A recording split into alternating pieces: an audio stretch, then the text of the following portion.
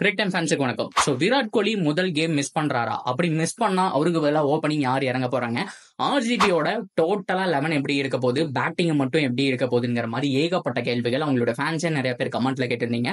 அது எல்லா கேள்விகளுக்கும் இந்த ஒரு வீடியோல பதில் பார்த்து தெரிஞ்சுக்கலாம். அதுக்கு முன்னாடி ஃபர்ஸ்ட் டைம் சேனலுக்கு வரீங்கன்னா மறக்காம சப்ஸ்கிரைப் பண்ணி சப்போர்ட் பண்ணுங்க. அப்போ அப்டேட் எல்லாமே எங்களை வந்து சேரும்.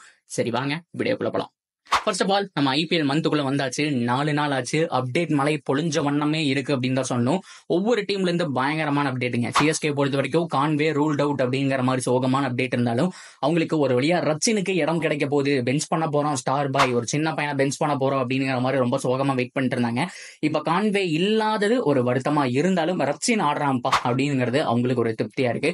இட்ஸ் ஓகே, வெயிட் பண்ணி பார்ப்போம். ஸோ கான்வேவை கம்ப்ளீட்டா வந்துட்டு விட்டுற போறாங்களா, இல்ல மேல வந்தா வரட்டும் சொல்லிவிட போறாங்களா, இல்ல ரிப்ளேஸ்மெண்ட் பிளேயரை கேட்க போறாங்களா அப்படிங்கறது எல்லாத்தையும் நம்ம வெயிட் பண்ணி தான் பார்க்கணும். இது எல்லாமே ஒரு பக்கம் இருக்கட்டும். சிஎஸ்கே உடைய அப்டேட் அவ்வளவுதான். அந்த சாப்டர் அப்படியே முடிச்சுட்டு வந்துடலாம். இன்னொன்னு மும்பை இந்தியன்ஸை பொறுத்த வரைக்கும் ரோஹித் சர்மா அவருடைய ஃபர்ஸ்ட் கேமை மிஸ் பண்ண போறாரு. இந்த டெஸ்ட் சீரிஸ் முடிஞ்சதுக்கு அப்புறம் கொஞ்சம் லிட்டில் பிட் கேப் அப்படிங்கிறது அவருக்கு தேவைப்படுது. ஸோ ஒரு கேம் இல்ல 2 கேம் மிஸ் பண்ண போறாரு அப்படிங்கிற மாதிரி தான் சொல்லியிருக்காங்க. ஆல்ரெடி மும்பை இந்தியன்ஸ் கேம்ப்ல அரசல் புரசலா பார்த்தோம் அப்படின்னா ஏகப்பட்ட தகவல் அப்படிங்கிறது போயிட்டு இருக்கு. ஸோ ரோஹித் சர்மா வந்துட்டு விளையாட வைக்க மாட்டாங்க, பெஞ்ச் பண்ணிடுவாங்க. ஸோ ஏகப்பட்ட பாலிடிக்ஸ் அப்படிங்கிறது நடந்துட்டு இருக்கு அப்படிங்கிற மாதிரிலாம் சொல்லிட்டு இருந்தாங்க. ஆனா அம்பானி கல்யாணத்துக்குலாம் வந்திருந்தாருங்க. ஸோ ஆக்சுவலா கல்யாணம் இப்ப கிடையாது, ஜூனுக்கு அப்புறம் தான். ஒரு சின்ன ஓப்பனிங் செரமனி வந்துட்டு எப்படி ஐபிஎலுக்கு நடத்துறாங்களோ ஸோ அந்த மாதிரி ஒரு ஃபங்க்ஷன் மாதிரி தான் இதை நடத்தியிருக்காங்க. லைக் ரிசப்ஷன் மாதிரின்னு வச்சுக்கலாமே. ஸோ அந்த மாதிரி தான் ஏதோ போயிட்டு இருக்கு. ஜூன்ல நடக்கிற கல்யாணத்துக்கு இப்பவே வாடா அப்படிங்கிற மாதிரி தான் எல்லாரும் கேட்டிருக்காங்க. ஸோ அதுல ரோஹித் சர்மா வந்திருந்தாருங்க. அது சர்ப்ரைஸா தான் இருந்துன்னு சொல்லணும். ஸோ ஹர்திக் பாண்டியாவே ரொம்ப லேட்டா தான் வந்திருந்தாரு. இதெல்லாம் வச்சு பார்க்கும்போது என்னதான் நடக்குது அப்படிங்கிறது எல்லாம் மேக்ஸிமம் அம்பானி ஃபேமிலி கூட க்ளோஸா இருந்த மாதிரிலாம் வந்துட்டு தெரியல. ஸோ பாட்டுக்கு இருந்தாரு. ஸோ ஒய்ஃப் கூட இருந்தாங்க. ஒரு சில போட்டோஸ் இருந்துச்சு. மேக்ஸிமம் தோனி அவர்கள் தான் ஃபுல் அண்ட் ஃபுல் ஃபேமிலி கூட ஸ்பெண்ட் பண்ணிட்டு ஜாலியா டான்ஸ் எல்லாம் ஆடிட்டு இருந்தாரு. ஸோ அதுக்கப்புறம் பார்த்தோம்னா ரோஹித் சர்மா கிட்ட இருந்து பெருசா இல்ல. ஸோ ஃபங்க்ஷன் மட்டும் அட்டன் பண்ணிட்டு போயிட்டாருன்னு நினைக்கிறேன். இதெல்லாம் வச்சு பார்க்கும்போது அவருக்கு ஒரு லிட்டில் பிட் கேப் தேவைப்படுது. மும்பை இந்தியன்ஸ்ல ஒரு சில மேட்சஸ் விளையாட மாட்டேறாங்க அப்படிங்கறத அரசல் பொருசலா சொன்னாலும் சில அபிஷியல் சைட்ஸ் போட்டிருக்காங்க. அதனாலதான் நான் இதை வந்துட்டு இன்ஃபார்ம் பண்றேன். இதை தாண்டி ஸோ ஃபைனலா இந்த ஆர்சிபியோட நிலைமை என்ன? ஸோ இந்த ப்ரீ கேம் எப்ப நடத்துவாங்க, அந்த ஈவெண்ட் எப்ப நடக்கும், விராட் கோலி வருவாரா மாட்டாரா, பேய் இருக்கா இல்லையா அப்படிங்கிற மாதிரி அவ்வளவு கேள்விகள் வந்துட்டு வந்த வண்ணமே இருக்குது நம்மளுடைய கமெண்ட் செக்ஷனை பொறுத்த வரைக்கும். அதுல என்ன சொல்லியிருக்காங்க அப்படின்னா ஆல்ரெடி சொன்ன மாதிரி தாங்க, விராட் கோலி இனிஷியல் 2 கேம் ஆச்சு அட்லீஸ்ட் வந்துட்டு மிஸ் பண்ணுவாரு. அதுல குறிப்பா சிஎஸ்கேக்கு எதிரான சேப்பாக் கேமை மிஸ் பண்றதுக்கான சான்ஸ் இருக்கு.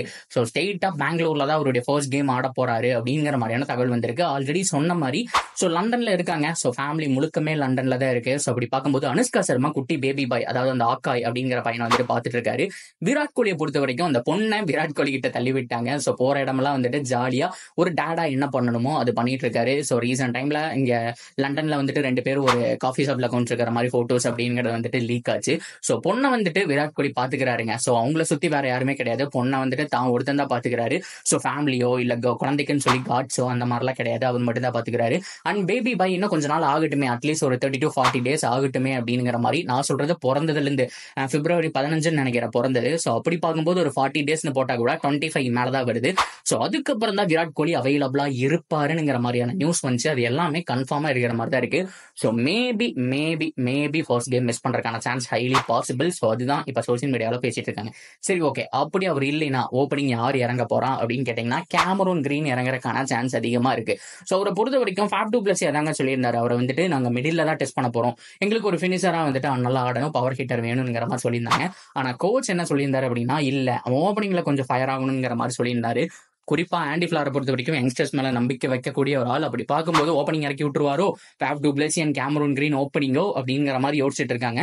ஸோ பொறுத்திருந்த பார்ப்போம். விராட் கோலியை பொறுத்தது மாறுங்க. அவர் ஓப்பனிங் இறங்குறாரு அப்படிங்கிற பட்சத்துல அவங்க ஓப்பன் பண்ண மாட்டாங்க. ஸோ கண்டிப்பா விராட் கோலி தான் பண்ணுவாரு. இல்ல எனக்கு 1 டவுன்லயே அடிக்கிறேன் கம்ஃபர்டபுளா இருக்கு அப்படின்ட்டாருன்னா ஸோ கேம் கிரீன் ஓப்பன் பண்றதுக்கான சான்ஸ் இருக்கு, பில் ஜாக்ஸ் ஓப்பன் பண்றதுக்கான சான்ஸ் இருக்கு. ஸோ அவங்களுடைய பிளேயர்ஸுக்கு தகுந்த மாதிரி, அதாவது இந்த டாப் 4 அந்த பிளேயர்ஸ் ஃபாரின் பிளேயர்ஸ் இருப்பாங்க இல்லையா, ஸோ அதுக்கு தகுந்த மாதிரி பிளேயர்ஸ் எடுத்துட்டு வச்சுட்டு அந்த இம்பாக்ட் பிளேயரா ரொட்டேட் பண்ணிக்குவாங்க அப்படிங்கறதுல மாற்றம் கிடையாது. சோ எனிவே எந்த ஓப்பனிங் பேரா இருந்தாலும் ஆர்சிபிக்கு பிரச்சனை இல்லை. ஆனா விராட் கோலி வேணும்னு கேட்டிருக்காங்க. பட் வந்தா நல்லா இருக்கும். ஆனா ஒரு பாயிண்ட் ஆஃப் வியூல என்ன யோசிக்கிறாருன்னு தெரியல. இந்த 1 month ஃபுல்லாமே ரெஸ்ட் எடுத்துக்கலாமா, இல்ல டைரக்டா வந்துட்டு பெங்களூர் மேட்சுக்கு போயிருக்கலாமான்னு யோசிக்கிறாரான்னு தெரியல.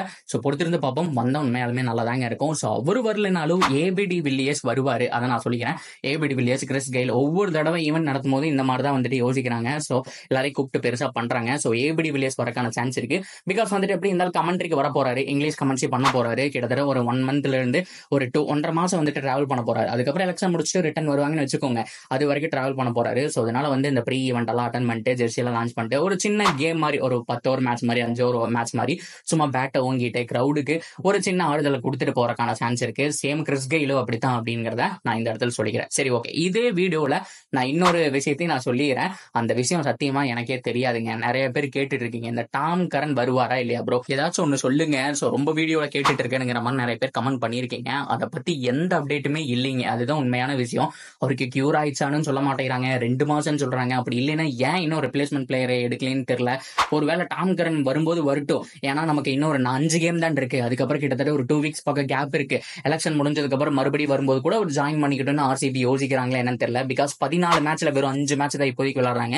மீதி 9 மேட்ச் வந்துட்டு கடைசியில தான் விளையாடுவாங்க. ஸோ இந்த 5 மேட்ச்ல என்னென்ன பிரச்சனைங்கிறத பார்த்துட்டு ஏதாவது ஒன்று அடிபடுது அப்படிங்கிற பட்சத்தில் டாம் கரனுக்கு பதிலாக ரிப்ளேஸ்மெண்ட்டையும் கொண்டு வரலாம், டாம் கரனையாவும் கொண்டு வரலாம். ஏகப்பட்ட மாற்றம் ஆர்சிபியில் நடக்கும். ஸோ அதனாலதான் எதுவுமே பண்ண வேண்டாம், நம்ம ரிப்ளேஸ்மெண்ட் பிளேயர்களா போக வேணாம்னு வெயிட் பண்றாங்களான்னு தெரியல. பொறுத்திருந்து பார்ப்போம் கைஸ் என்ன சொல்றாங்க அப்படிங்கறத. நீங்க ஓவராலா என்ன நினைக்கிறீங்க? உங்களோட பாயிண்ட் ஆஃப் வியூ என்ன? விராட் கோலி அவர்கள் முதல் மேட்ச் ஆடணும்னு நினைக்கிறீங்களா, இல்ல அவர் ஃபேமிலியோட டைம் ஸ்பெண்ட் பண்றதா பெஸ்ட், அவர் வரும்போது வரட்டும், எங்களுக்கு அட்லீஸ்ட் வந்துட்டு இந்த முதல்ல ஒரு 5 மேட்ச் தானே, அதுல ஒரு 2 மேட்ச் விளாண்டா போதும் நீங்க நினைக்கிறீங்களா என்ன அப்படிங்கறத தாராளமா கமெண்ட் செக்ஷன்ல சொல்லுங்க. தொடர்ந்து அப்டேட்டுக்கு சேனலோட இணைஞ்சிருங்க, மறக்காம சப்ஸ்கிரைப் பண்ண